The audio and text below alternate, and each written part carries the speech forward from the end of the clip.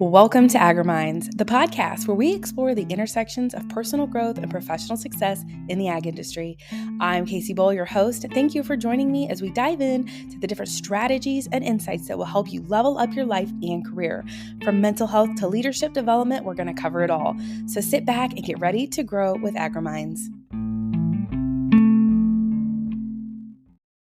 Welcome to another episode of the AgriMinds podcast. Today, I have Jessie Jarvis with me. She is founder of the West, and I cannot wait for you to hear her story and the things that she's involved with. Her and I met several months ago on social media, and the story that she has, I just think is so powerful, and the things that she's doing for the agriculture industry is so up my alley. Welcome to the AgriMinds podcast, Jessie. Oh, thank you for having me, Kacee. I really appreciate those kind words. And I really appreciate you inviting me to be a guest today. Thank you. You bet. For those who may not know who you are, would you mind sharing just a little bit about who you are and what you're into, and maybe a little bit about what Of the West is? Yeah, absolutely. So I am a third generation rancher in Southern Idaho. I grew up on my family's operation. I went to college. I worked in Boise for a while doing communications for a state cattle association. And about 10 years ago, so that would have been 3 or 4 years into my career, I actually moved back home to the ranch. The opportunity presented itself, which wasn't necessarily what I had intended on. I thought I was going to have a career a little bit longer than that, but everything happens for a reason. And so I moved back home to become the next generation to take over our family operation. And in that time, I met my husband. Well, I guess we had already known one another. We've known each other since we were 3, but we started dating, got married.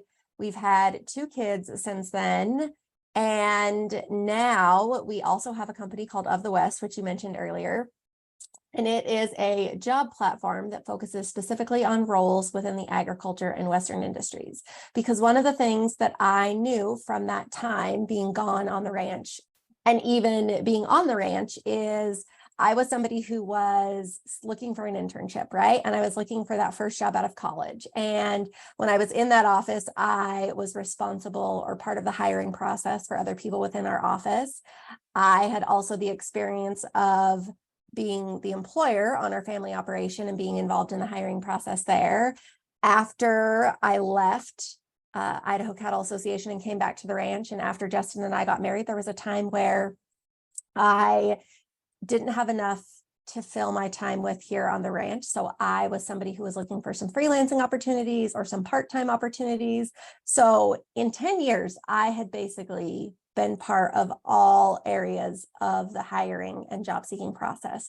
And one thing that I knew is that regardless of where you are on the table or at the table, it's a very stressful process, right? Nobody comes to you and says, hey, I'm really excited about hiring a new employee. They dread the process. And the same thing for job seekers, right? Nobody gets excited about looking for a new job. It's usually something that is overwhelming and stressful. So I knew those to begin with. And like I had said, I had in that 10-year time span been in all of those different seats. So I had that very recent experience. And so I also was somebody who, being in Southern Idaho, if you're not a rancher, you're a farmer. So we have a really robust network of farmers and ranchers in the livestock industry. My husband rodeoed, and I rodeoed when I was younger. My husband still continues to do so. So we have that Western sports background. We have an equine background. I was involved with companies like Ariat and Boot Barn. So I understood and had a lot of connections on the Western lifestyle side of things. And one thing that I also knew to be true across all sectors of those industries is that it takes a really special person to work in agriculture or the Western side of things. And it can be really challenging to find them, especially when we are 2% of the population, right? When you go to a traditional job site, probably 2% or fewer of the jobs that you see are jobs in agriculture or Western industry. And when you are a job seeker, that is really defeating because you know you want to work in our industry, but you can't find those kinds of jobs. And if you're on the employer side, you want the type of person who has a passion for our industry, who appreciates our industry, who maybe has some experience in the industry, but that's not the majority of job seekers out there. So I really wanted to figure out a way of how we can bring all of those problems and issues together and create one single solution for them. And that was Of the West. First of all, you have a fascinating story and background. I, being from the middle of the Midwest, am so jealous and envious of that type of lifestyle. I just think it's, those are the types of lives that I see online or in the movies. And so to just hear like you've lived and breathed that culture, it's so cool. But I think you're totally right. There is something unique and special about agriculture in general that a lot of people, like, you can't teach that. And I recall, when I was kind of first starting out in my career, trying to find like, where do I fit in? What kind of role do I need? It was so frustrating to work with headhunters and recruiters who weren't in ag. I didn't feel like they understood the background and the knowledge that I could bring to the table. I don't feel like they really heard me when I said, this is the type of work I want to do. And even to this day, me being a full-time entrepreneur, owning my own business, living and breathing, doing things that I was meant to do, I still get recruiters calling me that are in ag that say, oh, this new job opened up. I think you'd be a great fit. And it's like, but I'm not a great fit. I don't feel like you truly know who I am. You clearly have no clue about where I'm at in my career, because if you did, you would know I'm not interested in ever having a boss ever again in my life. But also you would really understand the type of work that is a good fit for me. So talk to me a little bit more about the process that you guys go through when you're trying to pair up an employer and a potential candidate. And do you kind of put them through a vetting process of like, yes, this is actually the right type of job for you? Or is it more of, here's my website, go look at all of the different opportunities, and if it's a match, we'll take it from there? Talk me through a little bit about what that looks like. Yeah, so this is a great question. So we actually don't do any kind of recruiting, and we don't do any kind of headhunting. What our platform basically is the matchmaker, like the platform where you come and you serve yourself, if you will. So employers can come to our site, they can buy job postings, whether that's a single job, if they are hiring for one position at the time, or we also have packages for companies who may be hiring a couple different roles, or those mid to large size businesses who are constantly hiring. We have packages built for each of those. And then companies will post those jobs on our site. And then we are the marketing arm of those jobs. So we share those jobs through the networks that we've built, whether that's through social media, through email, through word of mouth. But job seekers see those jobs, they then apply for the jobs, and we have no involvement in the hiring process itself. And the reason that we did that is because for us to sustainably grow, we knew that that was the only way that we could continue to scale at that rate, especially when we thought about the number that is, there's 22 million jobs in American agriculture. That doesn't begin to include anything from the Western sports side of things, the Western lifestyle, like that's a USDA number. So anything that's outside of agriculture is not in that. We have a long ways to go when it comes to helping find and connect talent with job seekers in our industry. So that's one of the reasons that we don't do any kind of headhunting or recruiting, just because we want to be able to continue to scale and be a place where anybody can come. Because that was another thing that I found to be, and I don't want to say a problem by any means, but an issue that I wanted to solve was there are a lot of other job sites out there, but none of them encompass everybody. And I will be the first to tell you, you can't try to catch everybody. You're going to end up with no fish in your net, right? You do have to be very specific, and, niching down is really important. But at the end of the day, for me, I knew that if I had to be somebody who was looking for a job today, I didn't necessarily care what sector of the industry it was going to be in. I just knew I want to work in agriculture, or I want to work in a Western industry. It could be for pork producers. It could be for cattle producers. It could be for sugar beet farmers. It could be for a cowboy hat maker. I don't care where it is. I just know these are the people that I want to serve. And I knew that there were a lot of other people out there who were just like me. They didn't necessarily care what company they worked for or what sector of the industry it was in. They just knew that they wanted to be in that. So for that reason, we have a place now where you can find farm and ranch hand jobs. You can find loper jobs, or barn help, but you can also find C-suite level positions and everything in between. So because of that, when it comes to headhunting and recruiting, that doesn't necessarily fit that great in our business model, because when it comes to like the ranch help and the farm help or the barn help side of things, headhunting and recruiting doesn't necessarily fall into those. So we really truly do try to be a place for anyone and everyone, which, like I said, I know a lot of people will say, well, that can get you in trouble. But at the end of the day, it takes a very special person to work in our industries, and it doesn't necessarily matter what type of job you want.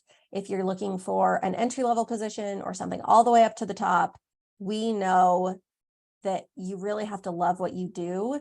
And so we are a place for people who love what they do to find other people who love what they do. Okay, perfect answer. Because again, back to my story of I know what type of job I'm after. I know what type of culture I want to be in. I know what I want. And when you try to go through a recruiter or a headhunter, they're just looking at check the box things here. Okay, this covers the basics. So I'm going to reach out and share this with Kacee. And if she bites, great. If not, then I'm going to move to the next. And I'm literally just a number. So I love that you've kind of flipped the narrative here of I'm not out here trying to put this job on these people. I'm giving this platform out there to the right type of people. So like, I'm going to go Google agriculture jobs, and the first thing that's probably going to pop up is Indeed or Glassdoor or something on LinkedIn that it's like, okay, there was one thing that mentioned agriculture, or it may not have at all, and it just populated some random stuff. And it's very frustrating for me as someone in ag who knows what I'm after, but I keep getting all these generic type of roles.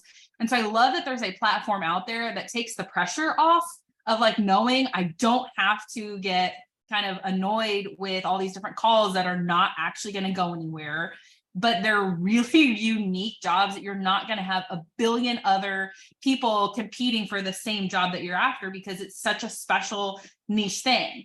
But I want to expand on this a little bit further, because of the West, like you said, we kind of focus more on here's the job, but you do more than that though, right? Of the West, like there are other things that you do to add value to these job seekers within ag. Share that with us a little bit. Yeah, absolutely. So we do develop a lot of resources for both job seekers and employers, because if we think about employers, for instance, right?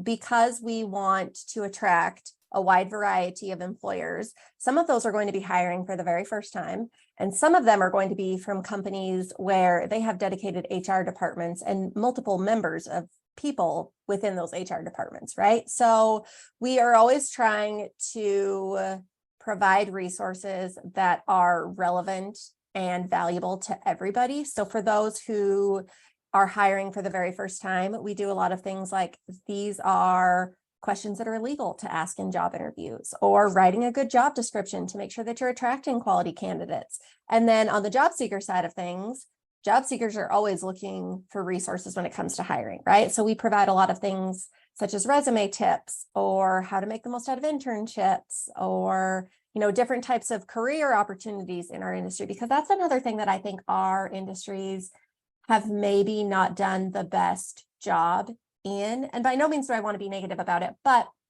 when it comes to younger generations, if you ask them, hey, are you going to come back to agriculture?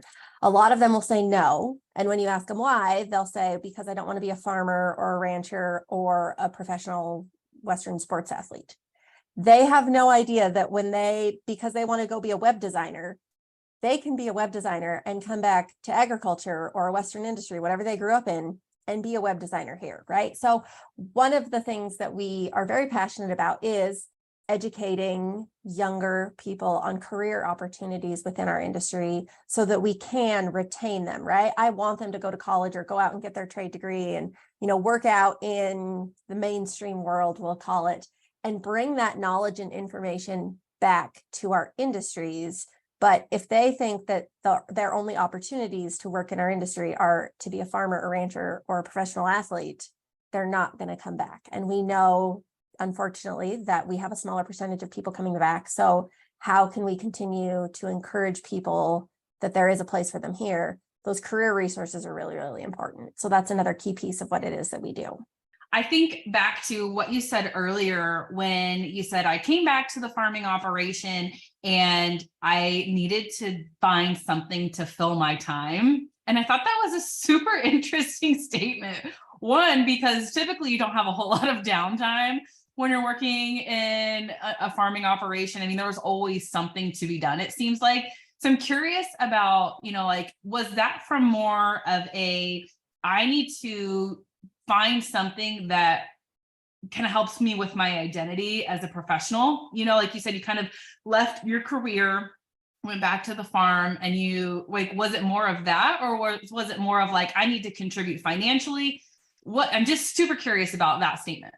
Yeah, absolutely. So our operation has always been around 3 people. So when I was growing up, it was my mom and my dad and I. We never had any like full-time employees until I was probably about 10 or so. And then it became, obviously I was in high school and college. So it was my mom and my dad and our employee. And then at the time when I came back, when I had said that it wasn't really planned, it was because my mom had some back issues. And so she was having a really hard time doing day-to-day tasks on the ranch. And so my parents were looking at hiring another employee. And I knew that at some point I did want to be the next generation, even if it in my plan wasn't at that time. But if they were going to hire somebody else, they might as well hire me, because I wanted to be able to be around them and learn from them so that I could successfully take our operation over. And I think that's one thing that, even though you were raised on your operation and you grew up in it, if you're going to school, you're in school 5 days a week and you're on your operation 2 days a week, with the exception of summer, but you're not truly immersed in it every single day, all day long, like you are if you work there when you're, out of high school or out of college, right? So I was the full-time employee with my dad and our hired man for about a year until my husband and I got married. And then my husband also became involved in our operation. So his family, they have another successful ranching operation here in our county, but my husband and I came to work with my parents, just obviously because that was the way that worked, especially with me already being here. But we then had 4 full-time people. And so there wasn't necessarily enough for me to fill my time with. I could always be doing something extra, if you will. And I am somebody who I really like to diversify our interests. I don't want them all to be within the cattle industry because I know that it's very volatile. So for that reason, me wanting to diversify a little bit, also knowing that I could fill my plate with something else that could then financially contribute to our family, that is why I chose to look for something outside of our operation. Okay, well, I appreciate you sharing that explanation, because it brought back some, I don't know if triggering experiences for me is the right word, but when I was trying to figure out, like, if I don't take over the farm, nobody else is going to. And our 4th generation farm would end with me. And I felt like that responsibility was on my shoulders. Nobody put that there. It was just something that I just felt responsible for because, I don't want to see it end. And so I struggled a lot with, it's either be the farmer on the farm or go to town and get a job. And it was really difficult for me to see a path that allowed me to do both. One, have an income from an outside source off the farm and be involved in the farm. And like you said, it's either you're there full-time or you're there just enough to be dangerous. And I was there just enough to be dangerous. And I almost felt like people didn't think that I knew what I was doing on the farm, or I felt like I'm not involved enough and kind of felt resentful for not being in the loop.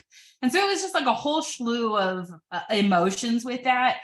But now looking back and me being, the ag coach, and I am working from home and I can plan my own schedule and earning an income, and I'm able to help out on the farm, like I can build my schedule around our busy seasons. And to know that jobs like that exist out, not just saying go and everybody be a coach, but there are part-time jobs, there's customer service jobs, there are, entrepreneurship journeys that you can take where you're still contributing to the agriculture industry, sharpening your skills and be a part of the farming operation, but just not as the farmer.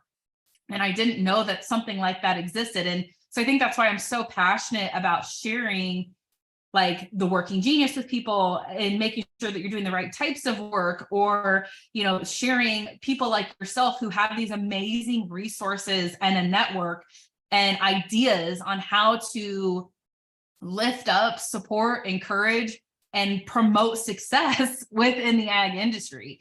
Is there anything else that Of the West does that kind of contributes to the development, the career builder side of things for those who are trying to make their way in ag?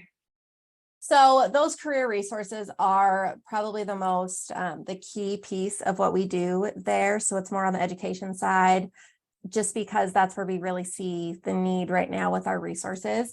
We do also have a podcast that just launched in the last year. And so that's been able to, I guess, not the last year, the last month. What am I thinking? But anyways, that's been able to kind of bridge that gap to where we can continually offer those resources. Prior to that, and something that we still do, is every quarter we have a webinar, whether that is geared towards college kids, those who are looking for internships or their first job, all ages within the industry. We have some for employers, but those webinars have been really well received. And so one of the things that has been really, I don't want to say difficult for us, but something that we've internally struggled with is, how do we continue to recreate those, right? People are clearly hungry for information. And we know that for our industries, we need to continue to consume information so that we can strengthen ourselves in our industries, so that we can continue to grow at the rate that we need to. So how can we kind of bottle these webinars up and continue to serve them to people all the time? So that is really where Leaders of the West, our podcast, came from, because as you know, with a podcast, it's a lot easier to bottle that up and to have people be able to listen to those on a regular basis and not have to, miss dinner time or their work schedule to tune into those webinars. Yeah, I love that. Okay, can we do like a totally on the spot type of example? What are some of the things that you see, either as you're helping with resumes or as you're helping, people get connected to the right types of resources?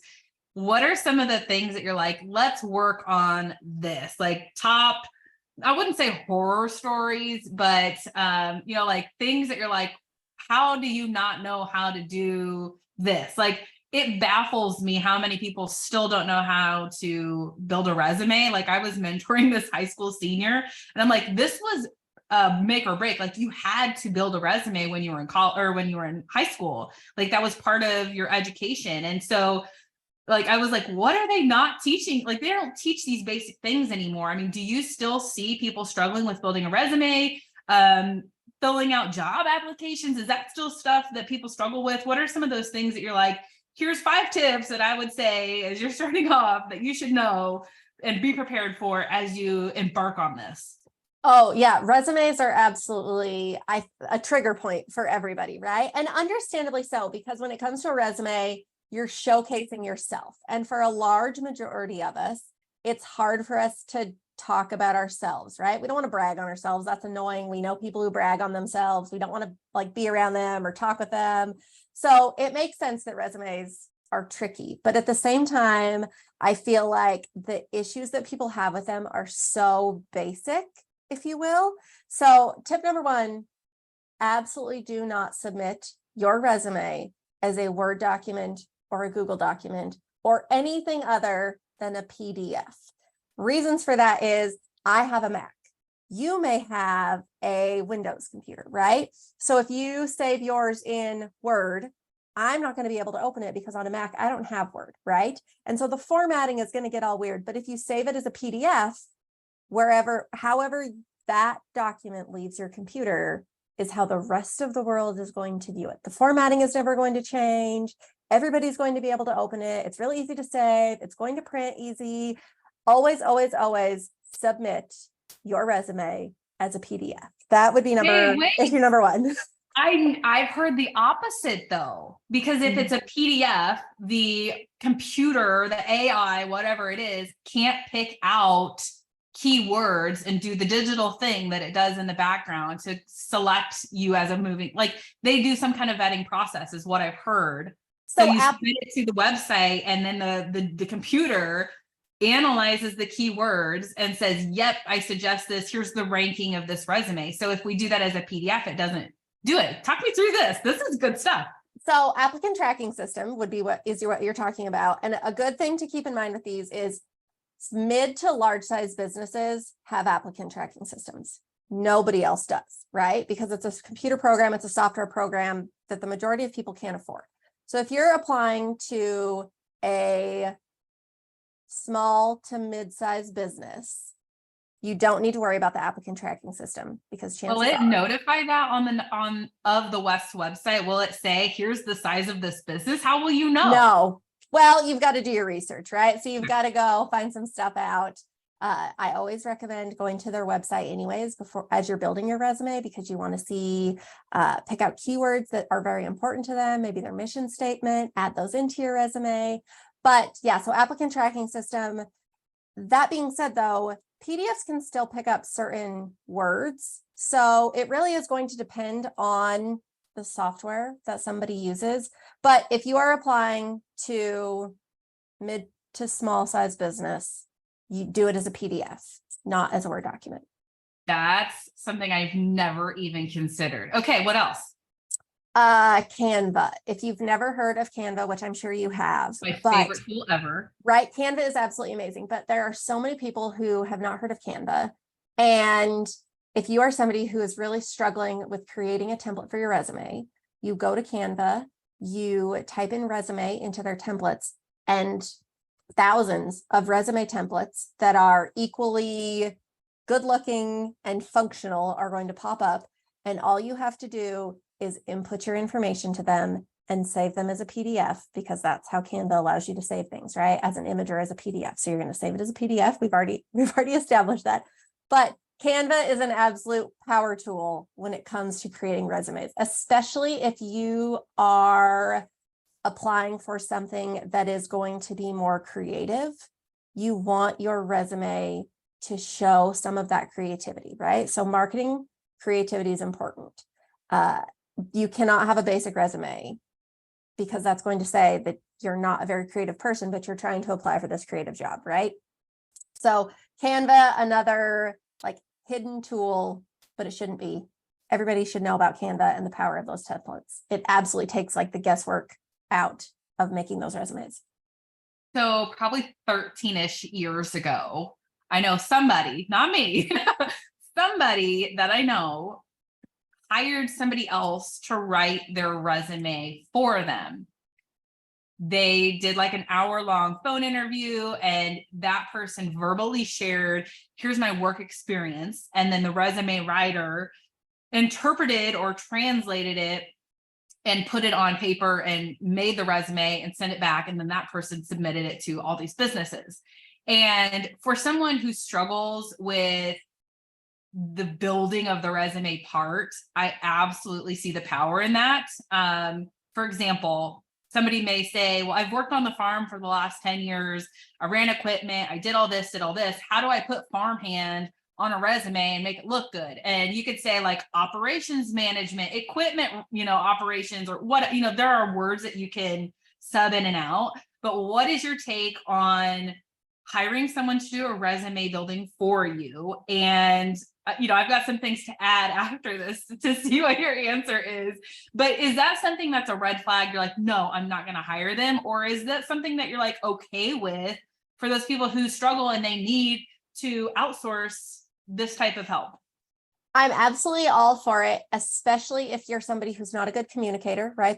If the written word is not your power, you want the job, right? At this point, your potential to get the interview is hanging on the written word. So hire somebody for it if that's not your strength, right? That's something that's really powerful outside of even just the job hunting process. Know what you're good at, know what you're not, hire out the things you're not good at, right? You don't need to be the jack of all trades. You don't need to be good at all the things. Frankly, we can't be good at all the things. At the end of the day, you need to do what you do best, hire out the rest. So if writing resumes is not your superpower, absolutely hire it out.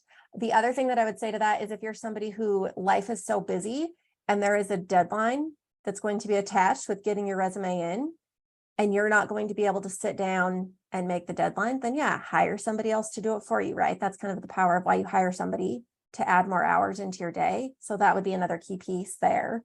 Just make sure that when somebody else is going to build your resume for you, make sure that that resume is still tailored to the job that you are wanting to apply for, because often what's going to happen is somebody is going to give you back a generic resume that you could use if somebody said, hey, will you give me your resume, right? It's like you can give them the generic version. But if you're applying for a specific job, you still need to tailor that resume to that job. So if the person who's building your resume isn't going to tailor it to a specific position that you're going to apply for, make sure that you take the time to add that in, or specifically request that that is done as you pay somebody. That's a great tip, because I remember early on in my career, my first legitimate job was in sales. I was the parts girl at John Deere, and I sold chainsaws. So I was sales / parts. And I didn't know if that was really the career path that I wanted to take. And so I was kind of testing out the waters of, maybe I do want to get into more of the marketing side of things. Maybe I want to try this. Like, I don't know yet. My resume consists of working on the farm, consists of being the parts girl at the John Deere counter, and, a couple other random, worked at Sky Zone type stuff, like random stuff. And so, I think that's so key, is to have a couple different versions depending on the type of job that you're applying for.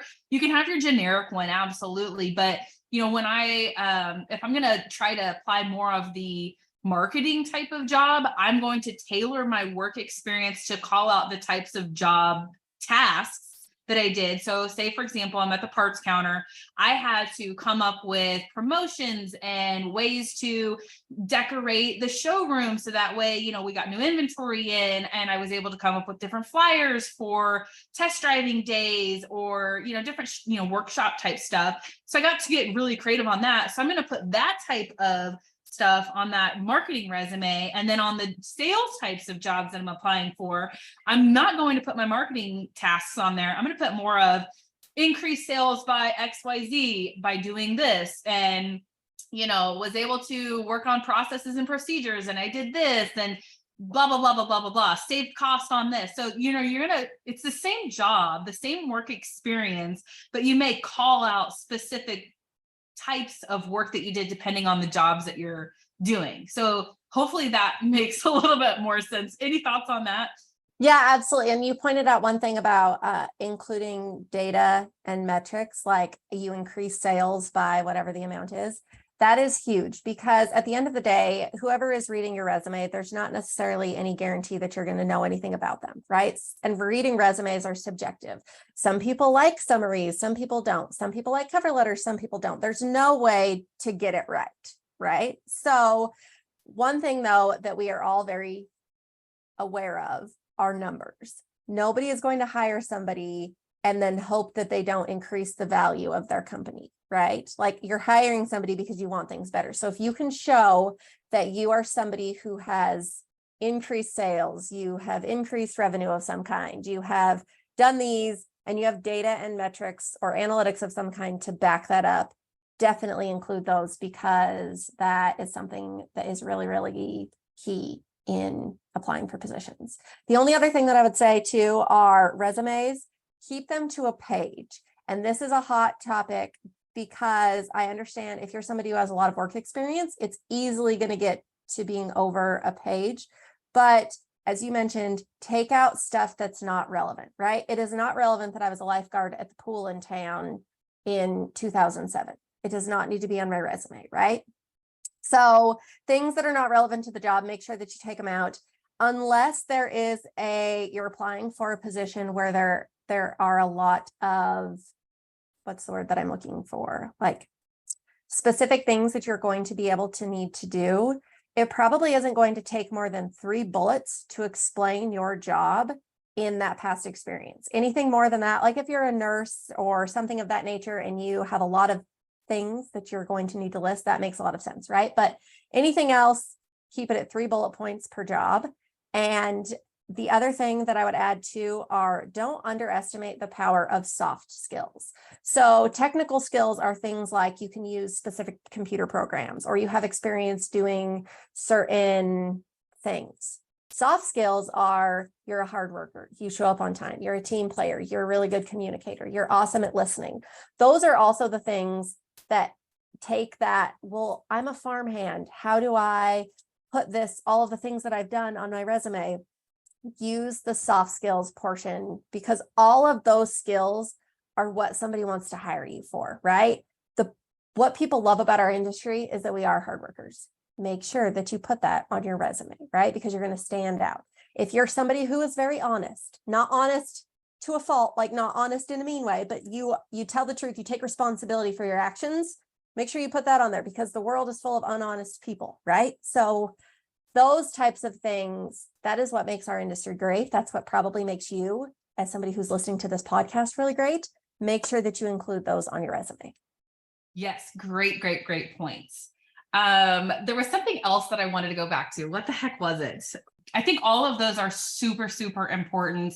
And I highly encourage people to, don't be afraid to hire a career coach or work with somebody, find a mentor. Something that I have on the KaceeBowl.com website is a student workbook. And this has saved me a lot of headache because I was applying for a lot of jobs that I thought I wanted. And turns out I actually didn't want them. And so I always encourage people to make sure that you're applying for jobs that are actually something that you want to do, not just because it's what a friend does or what you think is going to pay really good, but it's actually something that's going to bring you joy. Again, that's where I think the working genius comes into play and is so valuable. But if you're a student or if you're someone who's like, I'm just kind of building my career right now, I'm just getting started, take advantage of the student workbook. It's, like I said, on my website, KaceeBowl.com. And even if you're not a student anymore, it's one of those things that's going to help you, one, network with people that have jobs that you want to do to really understand what are parts of your job that you like, what are parts of jobs that you don't like, and how did you get to this point? How did you, what kinds of schooling did you have to go through? What certificates, what surprises, now that you're in this role, did you not expect? So that way you can get as familiar as you possibly can. And when you're in those interviews, you can say, I talked to somebody else who did this, and this was the piece that got me really excited and is why I decided to apply for this job. And I just think those are pieces that are so, so important that are mostly overlooked. I just remembered what I was going to talk about. Okay. So the piece on the resume where you talked about like the numbers, like I increased sales, that's what it was. Okay. On the resume where you talk about like, I increased sales by XYZ, that was the hardest part for me to try to figure out. Like, I remember like my first couple of jobs, I had no clue how much I increased in revenue, how much money I saved the department. How do you go about finding that information out without kind of tipping your boss off that you're maybe looking for a new job?